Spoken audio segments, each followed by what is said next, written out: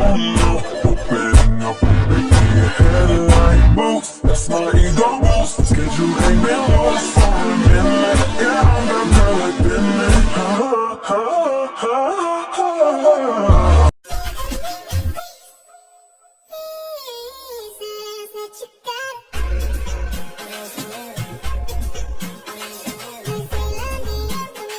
I don't like makeup. I'm against makeup. I don't think it's good for women, and I don't think they really need to be using it, honestly. I think it takes away.